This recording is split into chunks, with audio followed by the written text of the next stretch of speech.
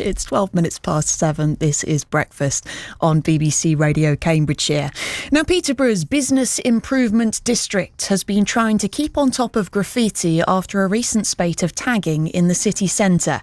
Peterborough Positive supervises cleaning works every Friday now, but it's not the only parts of Cambridgeshire that's having issues with spray paint. Here's reporter Dave Webster in Stapleford. So there's a bit of an issue when you come down this road, and someone, or maybe some people, seem to have thought the best way of getting a reaction is to mark the tens and tens of potholes that are down this road. I don't know how best to describe the markings. They're very male specific. Oh yes, definitely. They're very male specific. They're very anatomical. It's the kind of thing that teenagers might like to scrawl on a bus stop. I expect you know where I'm coming from with this. We will have more from Church Street, right next to Cox's Lane in Stapleford later. We spoke to Cambridgeshire County Council about these decorated potholes. A spokesperson said we fixed more than 45,000 potholes last year across the county. We're currently repairing around 1,500 each week. We recognise that the deterioration of our highways is frustrating to road users. We're working tirelessly to get on top of the road maintenance problems. Let's go back to Peterborough though, and the graffiti issues on walls and hoardings and street furniture there. Pep Cipriano is the Chief Operating Officer of Peterborough Positive, the city's business improvement district. Pep, good morning. Morning, how are you? Very well, thank you. I mean, some graffiti is quite beautiful. What kind of graffiti are we talking about here? Yeah, I think you're right. Street art is beautiful. Graffiti is slightly different. And we're talking about tagging. So there's plenty of tagging going on here and there around the city, and we're trying to remove it as best we can on a weekly basis. And tagging is, just spell it out for me, Pep.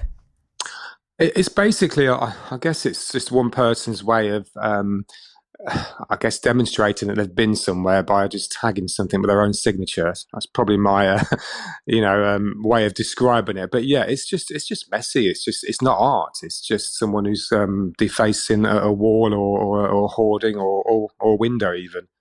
I remember years ago, when I was a kid, driving into Peterborough in the back of the car with my parents along the Crescent Bridge and looking out at the hoardings there and seeing tags and wondering what they were. So it's not like this is a new thing, but do you feel it's got worse recently in Peterborough? I think it has to a degree, yeah. I mean, I know it's more of a city-wide issue, but certainly in the city centre, if it is appearing, we don't see it for long, because what we're doing, we're working with Community Payback, who come into the city on a weekly basis and do their best to remove as much tagging and graffiti as possible, obviously within the limits that they have. So what they do, they basically wash it down or scrub it off or just paint over it. And it's very much I guess it is very much the broken windows technique. So not technique, but the way you look at broken windows. If we left it on there, I can guarantee there'll be more and more tagging graffiti over time. But it's one of these things where we do try and remove it as quickly as we can. And I have seen, obviously, since we've been doing this for the last 18 months or so, a reduction in it, which is really good news. Yeah, broken windows, it's kind of a theory, isn't it, of policing pioneered by a guy in New York in, I think, the 70s or 80s. That the suggestion is that if you leave the little things to slide, like broken windows, like graffiti, then bigger crimes necessarily follow. It is debated whether it still holds water, I should say. But just well, it so works for us, we that's what we do. I mean, I personally hate seeing it. I love street art, totally different. We've commissioned, street artists to do work for us as part of the bid. But when it comes to kind of messy graffiti and tagging and all the rest of it, then it's I'm constantly walking around with my phone, taking pictures of it, making sure we log it and making sure we get it removed as soon as possible. So it certainly for me, I work a mile away from the city centre. I walk into the city centre very regularly, I work there and I have an eye for it. That's the right way of looking at it now. And it has reduced mainly due to the fact that we're trying to get rid of it as best as we can every week. It sounds like your graffiti spidey senses are well honed, Pep. Is there any way of like stopping it appearing in the first place? I don't know. Are there special paints that your cleanup teams could use that make it harder to respray? We've looked at that, and it makes a slight difference, but it doesn't really. I mean, when you're preventing someone from doing something like that and they really want to do it, they find a way. It's as simple as that. But I think one of the other reasons, which is quite important, if a business reports it as a crime on their premises, then it can be investigated by police. And obviously then the police would work with CCTV and try and identify the person who did it. So there is that as well. But a lot of people, I guess, arguably because they know it's going to be removed fairly quickly by our team and by the local authority team as well, let's not forget, they do their bit as best as they can with the limited resources they have.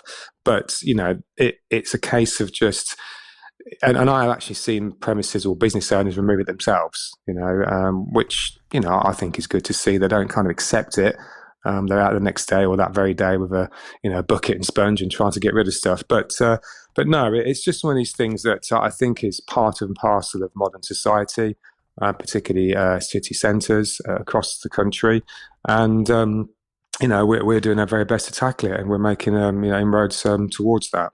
Pep, good to have you on. Thank you very much. Pep Cipriano there, Chief Operating Officer at Peterborough Positive, the name of the city's business improvement district. We will hear more from Church Street in Stapleford later.